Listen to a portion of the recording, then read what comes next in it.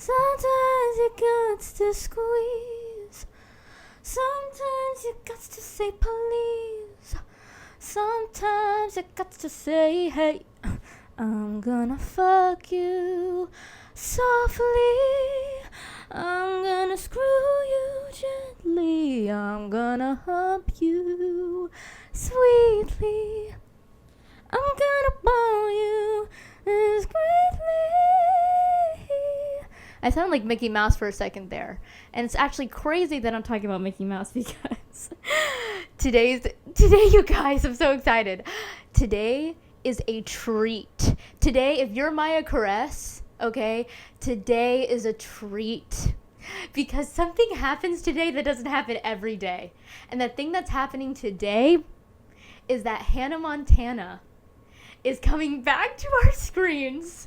She's coming back to our screens, and literally, I don't even care that literally I talked about her for like 40 minutes of my last episode. I'm gonna talk about her again, and I'm gonna do an entire other episode because it's Hannah Montana.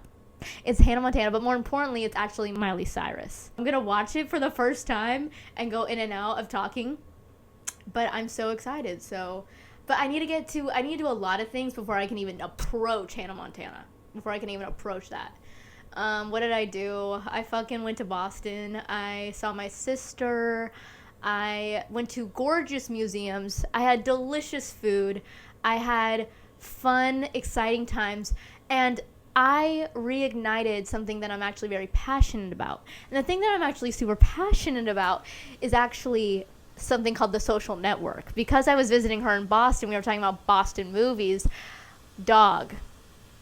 Let me talk to you about The Social Network because, look, I think it's literally underrated. And that's like saying Beyonce's underrated, but Beyonce actually is underrated. Even though she's like the biggest star of all time, she's still underrated. And that's how I feel with The Social Network.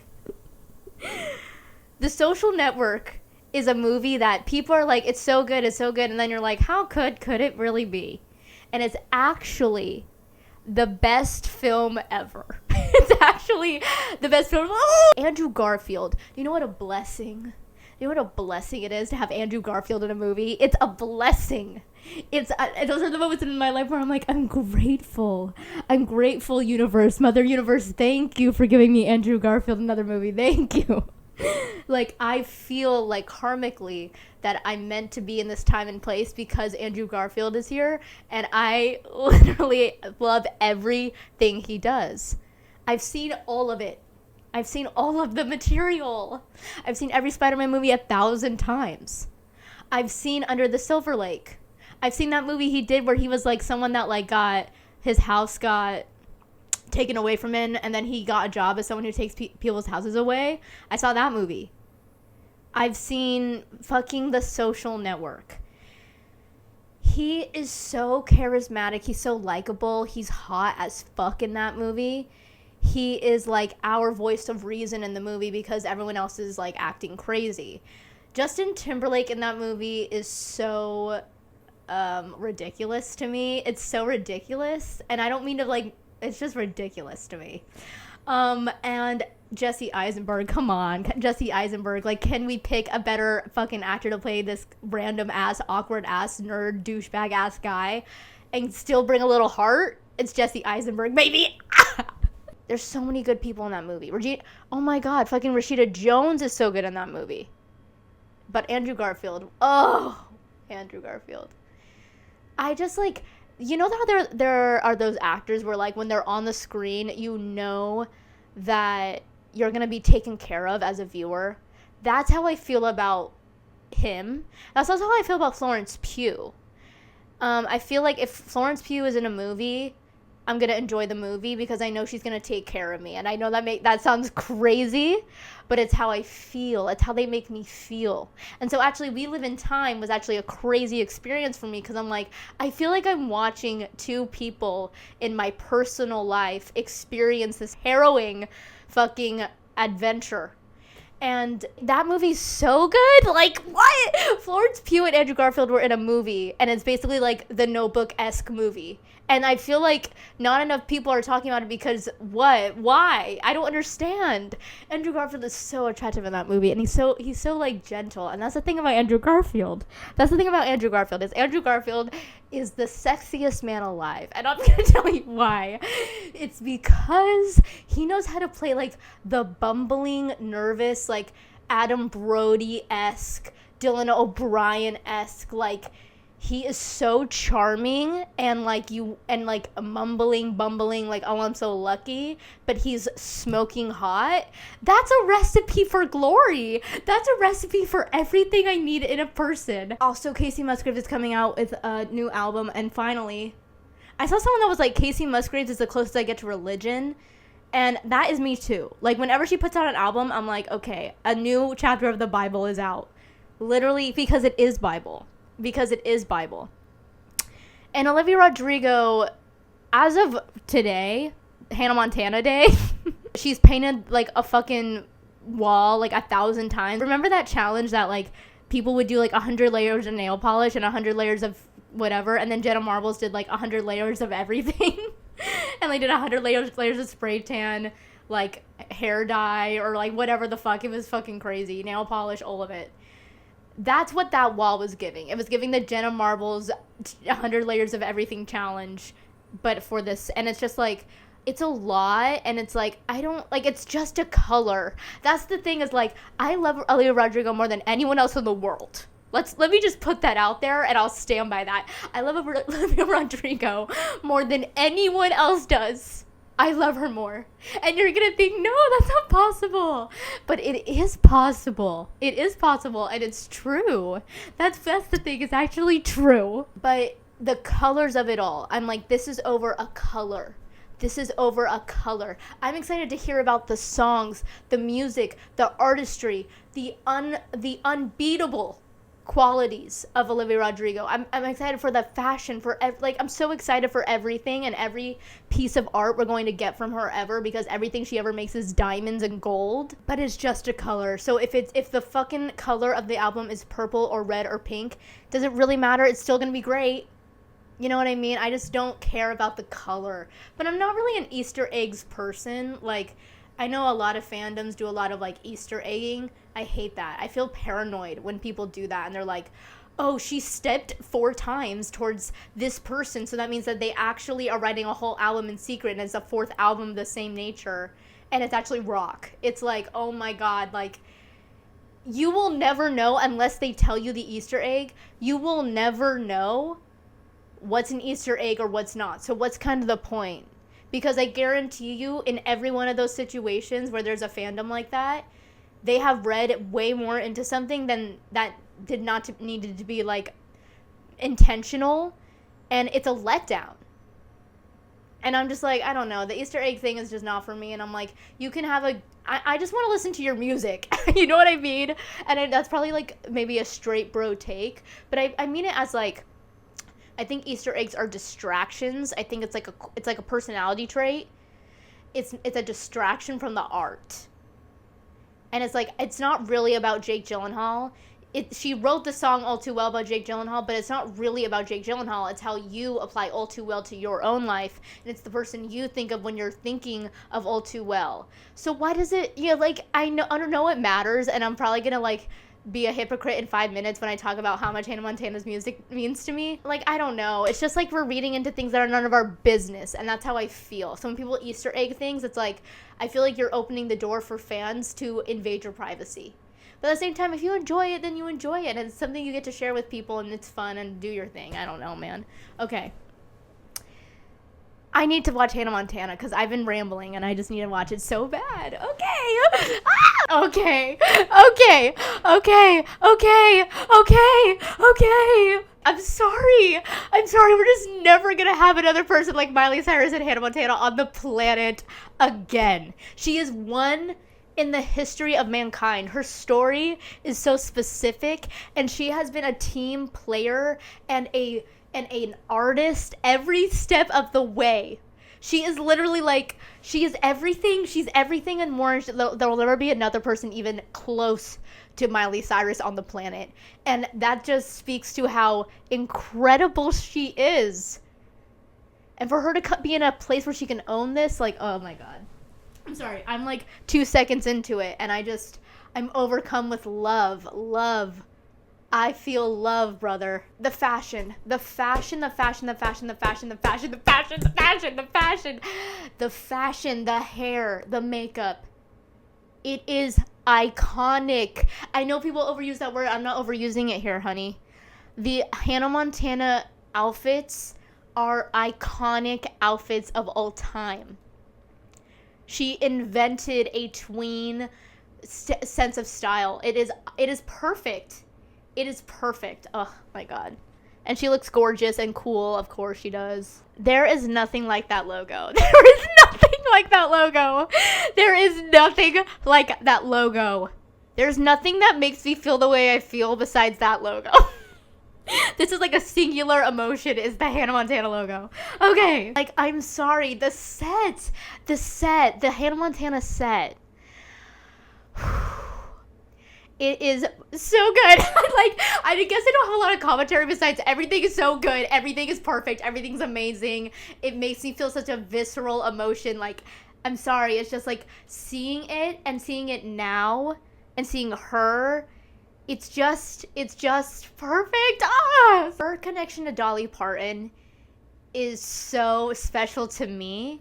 And I just want to say, Dolly Parton is a fucking G. And that's not news to anyone. But Dolly Parton, from the moment I've been a little girl, I have respected the hell out of her. Because I understood, even as a child, her love and, most importantly, her support of her, like, goddaughter to appear on her television show. Like, Dolly Parton is a legend. She is a legend. For her to come on that show and, like, be a part of a children's television show, I don't know, like, I think that's just so cool. And for her to be so supportive, like, that is such a beautiful quality to see in, like, two people who are, like, great, accomplished people. And I just love her connection to Dolly Parton. Okay, I'm already gonna get emotional. Okay. Miley Cyrus. The reason why this show is so good and so important, and why everyone that is my age just looks at Miley Cyrus as, like, the coolest person ever, is because she's authentically herself. That's why Hannah Montana works, is because of Miley Cyrus. And I'm being so fucking for real, brother. It is the girl under the wig. It is the woman who literally is confident and feminine and fun. Hannah Montana's fun. Miley Cyrus is fun. And she is authentically herself. And to see someone be authentically themselves and be fabulous and be funny and smart and like just like cool is so important for a little girl to see and to admire and worship. Like, how lucky am I that I had Hannah Montana as a role model, but in a real way. Like, not in a responsibility way, in a, like, she's true to herself way. You know what I mean? Like, she is fabulous. She's fabulous. I had a fabulous role model. Like, sorry. Okay, I don't give a fuck anymore. The Hannah Montana movie is the best movie ever. It's literally The Social Network, and it's the Hannah Montana movie. And I'm not actually going to take any questions right now. That's just how it is. That's just actually the truth. That movie is so good. I have chills thinking about that movie. I have chills. Dude. First of all, The Climb, a song that is one of the all-time greats in terms of, like, belief and hope. And, like, keep on going because there's something brighter at the end of the tunnel. Like, one of those songs. You know what I mean? Literally, the aesthetic of this movie is perfect and gorgeous and the ultimate summer ever. And then, obviously, the guy in it's hot and cute and so crushable. What? And he's so cute. He was so cute. And he was in You Along With Me, which I I low-key feel like I was let in on some tea about that, but I don't know if I should get into it because I think y'all might attack me if I actually get into that and the situation. But why don't you look that up for yourself and you form your own opinion of that situation? But all I'm going to say is Miley Cyrus and that movie, like, really, I'm like, that was her big one. That was her big one. Even the beginning, starting with, like, her on a music video set and like her connecting with who she really is, like authentically, she's a cowgirl or whatever, a farmer's girl, whatever the fuck. So good, so good. And the coloration at that time, I think it was like this very high definition coloring of their Disney Channel movies, like High School Musical 3 and Hannah Montana the movie, genuinely have such a beautiful color grade, and it is clean, and it's literally like the movie Cars and Iron Man. These movies will forever look futuristic because of the shininess and high gloss, high definitionness. And it's like everyone's talking about like the lighting of Netflix shows, the lighting, like you can tell the lighting based on the company, and it's so like it's just awful lighting, it's just bad lighting. These movies have gorgeous lighting, which makes them classics, because they're good films. They're actually good films. So I'm already emotional again because that's the thing about Hannah Montana. That's the thing about Hannah Montana, is Hannah Montana is loud. Hannah Montana takes up space. I'm laughing because I'm so serious. Hannah Montana leans on the annoying, obnoxious side in a positive way.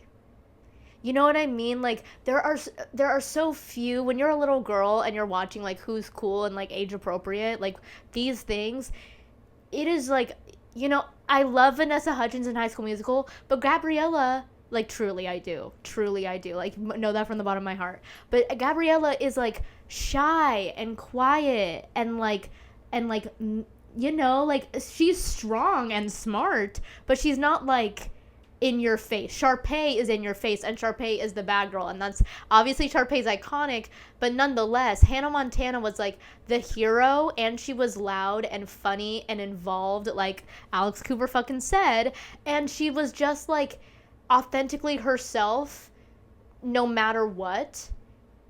And it was just right. You know what I mean? I loved seeing that. And she's not the first person to do that. I'm just saying, for me, it was like literally That's So Raven with Raven-Symoné and Hannah Montana with Miley Cyrus. And it's just like these women being like the maximum version of themselves through fashion, through hair, through personality, through everything. It's just so great to see authenticity. You know what I mean? It's just so important. Because it lets you be yourself, which is the hardest thing to be, but what childhood is really all about. And let me just say, the thing I'm most excited about is the fashion. Like, I am the most excited about the fashion because, like I said, I think it's just, like, an iconic wardrobe. If you had to, like, spot in a crowd, like, oh, that's a Hannah Montana outfit, you could. That's how, like, identifiable and sparkly and bright and bold her clothes are. Like, they are sparkly and glittery and still, like, giving you a performance level costume, but still being like literally a good outfit. Like sorry, like I'm sorry, but Shake It Up was crazy. Like when we get to like Good Luck Charlie, Shake It Up Chicago, like dipping into that level, it's like okay, this is getting like Mad Hatter level. Like this is a crazy outfit. Miley Cyrus did not have crazy outfits. She actually had like good outfits. You know what I mean? It was like Alex Russo. Like Alex Russo and Miley Cyrus had like actually chill outfits that were really elevated for a television show. But a lot of them, I was like, okay, this now we're getting crazy. Some of the China Anne McClain outfits in Ant Farm are wild. It's like striped red and black tights, a highlighter yellow skirt with white ruffle tulle underneath it, and then it's like a like camisole, and underneath it is like a sheer shirt, and then underneath that is like a hot pink tank top, and then she has like a fucking like, I don't even know, like a polka dot headband on it. It's like so much is going on. Can I just say as well, I lean on the more negative view of Taylor Swift, but let me just say, and I don't know what this means, but whenever I'm inebriated, I respect Taylor Swift so much more. It's like when I'm inebriated, I really am like, this woman has achieved so much. This woman can do anything. And she has done everything, and she's grown up, and she is so talented. And is she the whitest person ever? Yeah. Can she not dance at all? No. Can she barely sing? Yeah. Her writing really is unbelievable. I know it's like deteriorated over time, but I'm sorry, listen to Our Song. It is clever, and it is cute, and the fact that a teenager wrote that, it's about the most charming thing in the fucking world. And at that time, same time as this Hannah Montana movie, she is so gorgeous. She is the most pretty teenage girl. And it really is pretty seamless, the fact that she was in the Hannah Montana movie, because they both were like gorgeous girls. And Taylor Swift in that like very curly hair, like Our Song. Let me tell you something. The best Taylor Swift has ever looked, and this is not even true. I can probably name like a ton of other times too. But like she made a true impression on me in the Our Song music video where she's wearing that neon green tank and she's painting her nails like a coral color and her hair is straightened and she picks up the phone and she's talking and she has a fake lash on. Oh my gosh, no one has ever looked better in their life. Like, first of all, that is my, like, one of my favorite music videos ever. The Our Song music video, are you crazy? That music video is so good and fairy tale-esque, which is very Taylor Swifty. I don't know. That being said, am I going to talk about every single thing I don't like about Taylor Swift right now? No, I'm not in the mood. But I'm flying high on life right now. Why would I disrupt that? But Taylor Swift, the song that she wrote for this movie in particular, I actually listen to all the time. It's called Crazier, and she's like, you pick my feet off the ground and spin me around, you make me crazier. So cute, and actually so true. Once again, Taylor Swift, her first album is cheeky and cute and clever, and is such like a youthful, bright album, a beautiful debut. Anyways, like a more simple and version of Butterflies by Casey Musgraves. It's like this uplifting love song, and it's very classic. It's just a very good song. Like, Crazier is such a good song, and it's maybe the Taylor Swift song I listen to the most. Isn't that crazy? It's like New Romantics, because I listen to that when I work out, and then it's literally Crazier from the Hannah Montana movie when I'm like getting ready or getting like downing for the night, or I'm like driving in a car. You know what I mean? That song is very much like a you tilting your head out the window, and there's like on like a summer day, and it's like the open road ahead of you, and it's like the wind is flowing through your hair, and you're like looking across from you, and your feet are in the driver's seat lap, and like the guy from the Hannah Montana movie is sitting there in like a plaid shirt and a cowboy hat and jeans and cowboy boots, and he's like playing this song. Like, imagine the Nate Jacobs and Sydney Sweeney scene where she's leaning out of the car and like her boobs are literally about to pop the fuck out. That scene, but with me listening to Crazier by Taylor Swift, and the Hannah Montana movie guy is there. Once again, I'm emotional. Okay, Selena Gomez. Which, by the way, every time I see Selena Gomez, I literally think of that clip where she's in her documentary where she's talking to those little girls. It's not funny. It's like just so distasteful. But she's talking to these little girls that have gone through so much. They're like in a foreign country, and they're talking to these little girls that have been through so much in their lives. And Selena Gomez literally she literally goes, do you believe in love? Do you still believe in love? These little girls have survived like war and famine and like genuine tragic, like no human being should go through that, much less a child, nature of things. And Selena Gomez is literally sitting there like, do you still believe in love? Like, okay, they have bigger things. I don't know. You know what I mean? Like, it's kind of giving like the Book of Mormon musical, which, by the way, it was just the anniversary. And Andrew Rannells did a gorgeous rendition on the Stephen Colbert Report of I Believe, and I love that musical, especially the Exmo. It's like, there are a few things in this world that are specifically made for me. It's the Hannah Montana documentary. It's the Social Network.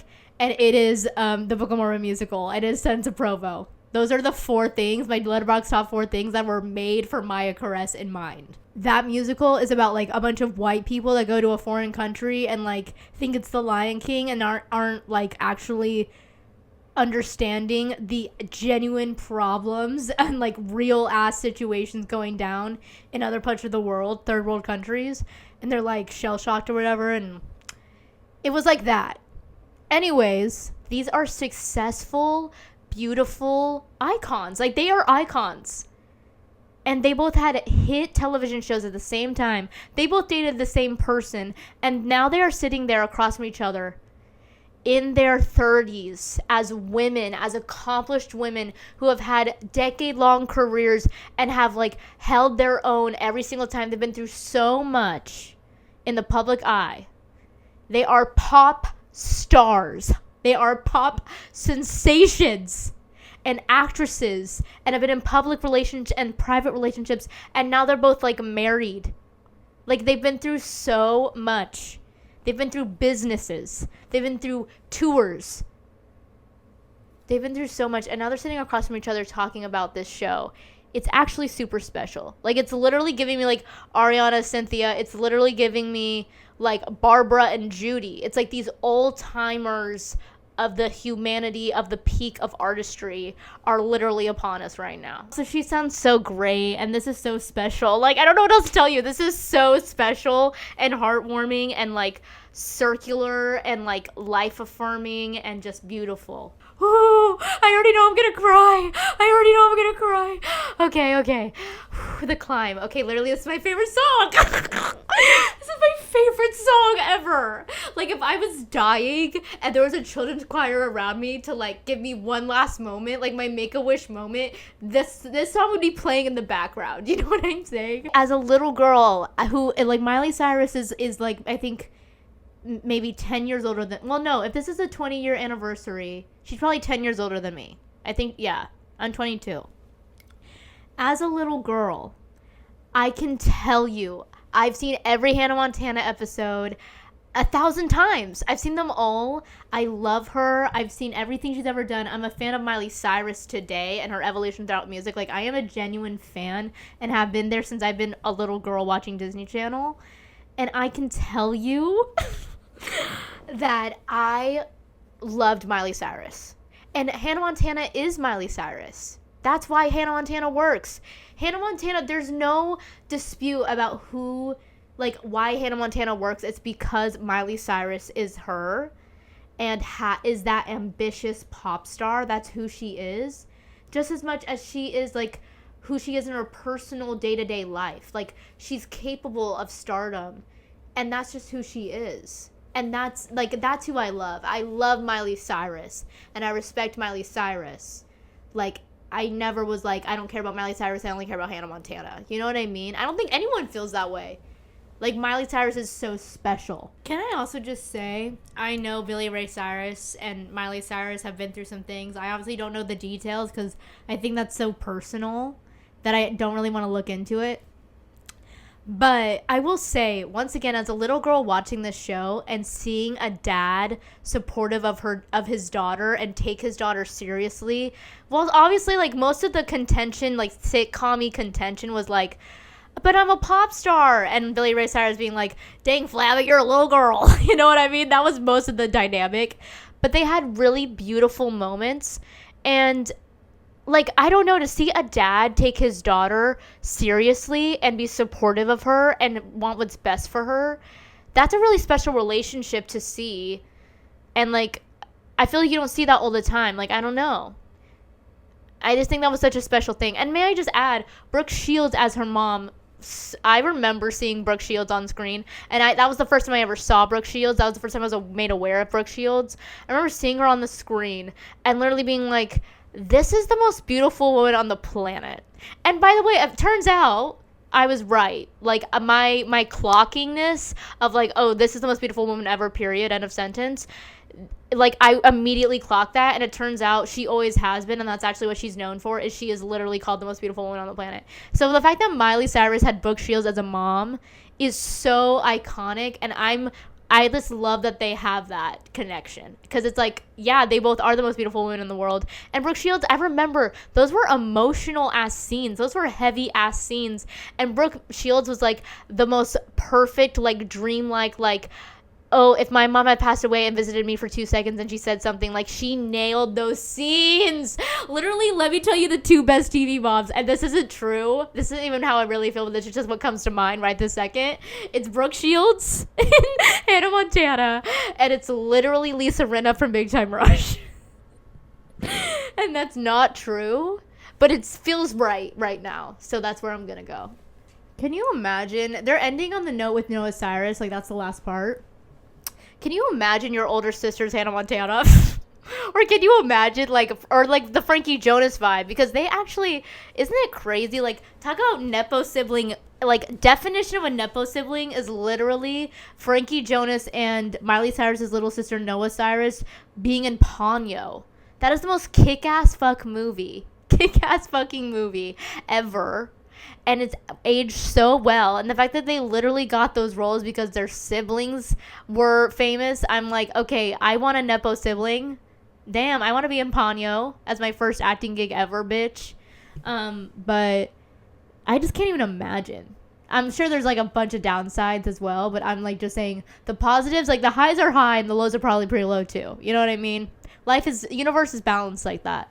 Yeah, I just have to say, like, the documentary was really well put together. Is it a doc? It's an anniversary thing. I don't know. Really well put together. Hit on so many notes. I think it really did feel like a love letter to the fans. It felt like so validating and, like, important and, like, special. I keep saying that word, but it's the truth. It felt special. In terms of television, I've been watching Survivor, which Mike White got out last episode. So sad. I love Mike White. I love The White Lotus. I love him on Survivor. I love School of Rock. Everyone knows I love School of Rock. School of Rock is my favorite movie ever. I think about it every day. It's the reason I am who I am as a person, and Mike White is responsible for that. So I love Mike White. So for him to be out of the game, he's a very watchable player. And I really want to say, the only thing I'll say about Survivor, or that I really want to say as of right this second, because it's only been like a couple episodes, Survivor is such a unique experience, and you go through so much emotional turmoil. You're, like, emotionally drained and hungry. Like, those are the moments in your life that, like, are probably some of your very low moments, right? And then it's, on top of that, it's broadcast to everyone in the fucking world, and everyone watches it.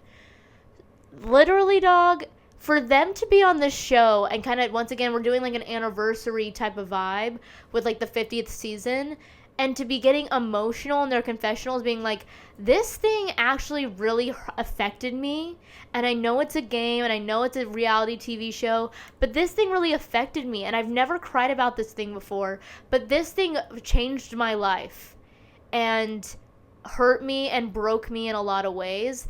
And so, like, I think it's just so vulnerable, first of all. But second of all, I think it's like, that's why we watch Survivor, bitch. That's why we fucking watch Survivor, is because these are real human beings. These are real stories, dog. These are real moments. That's why reality television is so good. Is because it's real. Like, that's what's crazy. It's actually real. And I'm not saying everything isn't hyper produced, but what I am saying is that the nuggets in there that are vulnerability and reality and people going through real life things on camera is so gorge that you're willing to put up with the trashiness and the fighting and the stereotypes that are normally put on reality television, because there's actually genuine shit in there that you've never seen before in other television, and it's real people going through it. Like, I understand it's hyper produced, but, like, documentaries are biased too, and I love a documentary. And I know it's not the same thing, but you're still documenting a life that's just highly produced. Like, I don't know, whatever, man. I like reality television, and I really like anniversaries, apparently. But yeah, every time they're getting emotional talking about their past trauma and, like, describing why they're making decisions differently because of the thing that affected them, I'm like, wow, it's touching.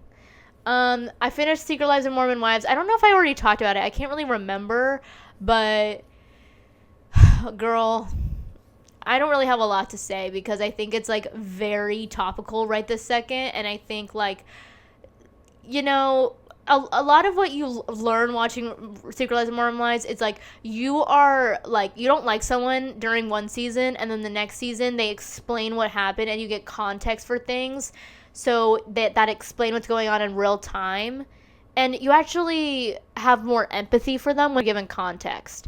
So I don't know what's going on with the Taylor Frankie Paul of it all I can hope is that everyone is safe and healing on this situation, because it's probably one of the worst moments of everyone's life in that situation, and it's being once again talked about in like the most sensitive ways of all time. And let's be honest once again, the president of the United States is a pedophile, and the worst thing you could ever do is he has done time and time over and over again as like a hobby, is the worst thing a human being could ever do, and he is a pedophile, sex trafficker, and on top of 1,000 other atrocities.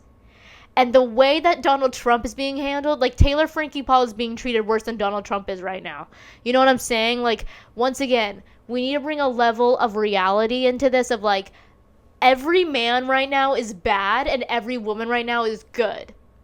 That's the rule. That's actually the rule. Also, the SNL episode with that one guy, I'm so sorry I don't remember his name, but I will learn your name, sir, because your impression of Tucker Carlson, I've been thinking about it all week, and it honestly reminds me of the Marcelo Hernandez, Sebastian Maniscalco impression. I think this is an all-timer impression. I think this is an iconic impression.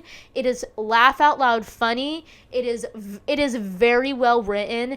It is a Bill Hader Weekend Update, like, iconic character. He's gotten that, and it's so great when you see the iconic sketch made by someone that's been on the cast. This is his thing. His Tucker Carlson is impeccable, just like Marcelo Hernandez's Sebastian Maniscalco. It's impeccable. It's iconic. It's giving Wayne's World. It's giving Preacher, or the church lady. It's giving like all-timer Target lady, like all-timer bits on SNL. So good for them. It's so good. It's so funny. It's so funny. Also, I keep on dreaming about Joe Keery. Joe Keery things come on my For You page every single day and every single night, and all I do is watch Joe Keery edits, and all I do is think about Joe Keery, and he's literally in my dreams at this point. I literally dream weekly, on a weekly basis, multiple times a week, about him, and he's like a literal figure in my imagination constantly, even in my subconscious, and I can't stop thinking about him. I can't stop thinking about him and listening to his music and watching edits of him and watching interviews of him, because I'm obsessed with him and I love everything about him. I'm actually gonna go now. So, ta-ta for now.